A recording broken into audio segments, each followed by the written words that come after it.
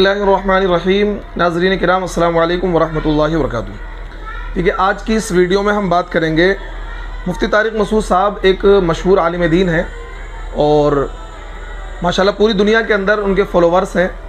लेकिन एक चीज़ को लेकर बड़ी ही तकलीफ़ होती है, जब तबलीगी जमात से रिलेटेड उनसे कोई सवाल किया जाता है तो उसमें कहीं ना कहीं वो जानिबदारी से काम लेते हैं। अब इसमें दो वजह हैं, या तो बहुत ज़्यादा तबलीग की मोहब्बत उनके दिल में बैठी हुई है, या फिर ऐसा है वो हकीकत हाल से नावाकिफ़ हैं।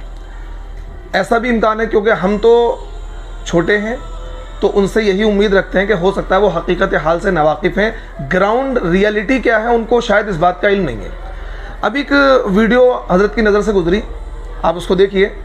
उसमें ये कहते हैं कि तबलीगी जमात में जाना फ़र्ज़ है उस बंदे के लिए कि जिस बंदे को ये लगता है कि मेरी इस्लाह तबलीग में जाकर ही होगी, तो उसके लिए फ़र्ज़ है। क्या तबलीगी जमात में जाना ज़रूरी है? मैं तबलीगी जमात में जाना चाहता हूँ, क्या जमात में जाना कुरान और हदीस की रूह से ज़रूरी है या नहीं? अब्दुल्ला साहब इंडिया से। देखें, अपनी इस्लाह करना कुरान और हदीस की रूह से ज़रूरी है। कोई बाकायदा कुरान और हदीस में तबलीगी जमात में जाने का हुक्म दिया, ऐसा नहीं है, लेकिन अपनी इस्लाह करना ज़रूरी है। तो तबलीगी जमात में हमने देखा है कि बहुत ज़्यादा लोगों की इस्लाह होती है, बहुत ज़्यादा फ़ायदा होता है। तो जिसकी इस्लाह इस पर मौकूफ़ है, जिसको पता है कि मैं तबलीग में जाऊँगा तो मेरी इस्लाह होगी, तो उसके लिए तबलीग में जाना फ़र्ज़ है। इसलिए फ़र्ज़ है कि उसको पता है कि मेरी इस्लाह इसके बगैर मुमकिन नहीं है।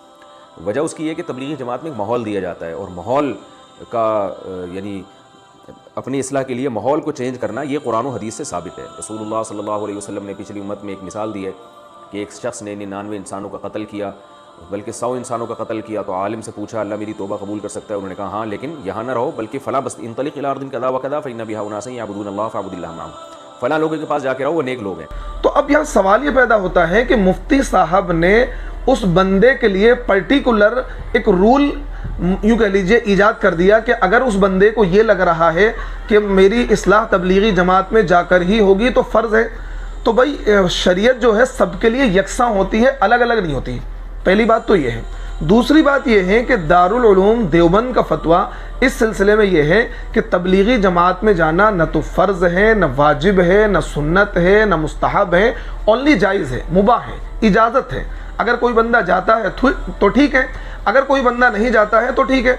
लेकिन मुफ्ती साहब का ये कहना कि अगर उस बंदे को ये लग रहा है कि मेरी इस्लाह तबलीगी जमात में ही जाकर होगी तो उस बंदे के लिए तबलीगी जमात में जाना फ़र्ज़ है।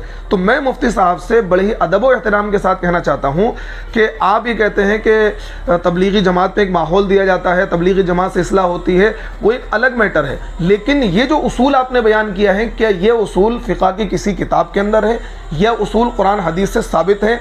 अगर इस उसूल को मान लिया जाए तो फिर तो बहुत सारी चीज़ें इंसान के लिए फ़र्ज़ हो जाएंगी। अगर आप पर्टिकुलर, क्योंकि शरीयत का हुक्म तो यकसा सबके लिए होता है ना भाई, अगर नमाज फ़र्ज़ है तो सबके लिए फ़र्ज़ है। लेकिन ये थोड़ी कि भाई अगर उसके लिए ऐसा मतलब ये मामला है कि उसकी इस्लाह होगी तो उसके लिए जमात में जाना फ़र्ज़ होगा। तो मुफ्ती साहब से मैं कहना चाहूँगा कि कहीं ना कहीं आप इस मामले में धोखे के शिकार हैं, ये कहीं ना कहीं आप जानिबदारी से काम ले रहे हैं। तो मैं बड़े अदब और एहतराम से आपसे कहना चाहूँगा, आपके मुल्क के बहुत सारे उलमा हैं जिन्होंने इस पर किताबें लिखी हैं, आप उसको पढ़िए। और हमारे मुल्क के एक बहुत जय्यद आलिम दीन हैं जिन्होंने बहुत ही एक इल्मी अंदाज में किताब लिखी है, अल कलामुल बलीग फ़ी अहकामित तबलीग। मैं बड़े ही अदब और एहतराम से कहना चाहूँगा कि आप इस किताब का मुताला करें और तबलीगी जमात की हकीकत आपके सामने खुल जाएगी। और फिर आप ये कहते हैं तबलीगी जमात से बहुत ज़्यादा फ़ायदा हुआ है उम्मत को। ठीक है, हो सकता है आपकी उम्र तकरीबन 50 साल है, मेरी उम्र 33 साल है, आपने अपने दौर में फ़ायदा देखा होगा, लेकिन मेरा ये 20 साल तजर्बा है, तबलीगी जमात से उम्मत को नुकसान हो रहा है। अब फ़ायदा हुआ होगा, मैं इस बात का इनकार नहीं कर रहा हूँ। जिस वक्त हुआ था उस वक्त मैं शायद मौजूद नहीं था, लेकिन अब पिछले 20 साल से जब से मैंने शऊर संभाला है और 14 साल से मैं मस्जिदों में इमामत कर रहा हूँ, अब उम्मत को जितना तबलीगी जमात से नुकसान पहुँच रहा है शायद इतना नुकसान किसी जमात से नहीं पहुँच रहा है। और वो मोटा मोटा नुकसान मैं बता देता हूँ। पहली बात यह है कि इस तबलीगी जमात ने क़िताल और जिहाद की आयतों को बिल्कुल लोगों के जहनों से खुरच दिया है, और वो कहते हैं कि बस यही अल्लाह का रास्ता है। और वो जो सहाबा की जो जंगी ज़िंदगी थी उसका बिल्कुल इनकार करते हैं। और कुरान पाक की वो आयत जो क़िताल से रिलेटेड हैं, जिहाद से रिलेटेड हैं, और वो सारी आयतें जो सहाबा की जंगी ज़िंदगी से रिलेटेड हैं, उन आयत में तबलीगी जमात के लोग तहरीफ करते हैं। और तबलीगी जमात के मतलब नीचे के अफराद नहीं, ऊपर के अफराद भी उसमें तहरीफ करते हैं, उन सारी आयत को यहाँ फिट करते हैं। इसी तरीके से तबलीग का मतलब इस मुरव्वजा तबलीगी जमात को वो ये समझते हैं कि जैसा कि आपने कहा کہ بھئی فرض ہے اس بندے کے لیے، ان کا کہنا ہے یہ فرض ہے، اس کے علاوہ کوئی کتنی بھی دین کی خدمت انجام دے رہا ہے، چاہے وہ مدرسے کی انجام دے رہا ہے، چاہے وہ خانقاہ کی انجام دے رہا ہے، لیکن یہ اس کو کچھ بھی نہیں مانتے، یعنی صرف اپنے اس کام کا اقرار ہے، باقی تمام دینی خدمات کا انکار ہے۔ اور بہت ساری چیزیں انشاءاللہ میں اگلی ویڈیو میں بھی اس کا تذکرہ کروں گا، کیونکہ بہت سارے ٹاپک ہیں میرے ذہن میں۔ مفتی صاحب نے ایک ویڈیو میں یہ بھی کہا کہ عورتوں کے لیے تبلیغی جماعت میں جانا ضروری ہے، اس طرح کی بات کہی ہے، میں اس پر بھی انشاءاللہ دلائل کے ساتھ بات کروں گا اگلی ویڈیو میں، کہ تبلیغی جماعت میں جانا عورتوں کا بالکل ضروری نہیں، بالکل ناجائز ہے، کسی بھی صورت میں اجازت نہیں ہے۔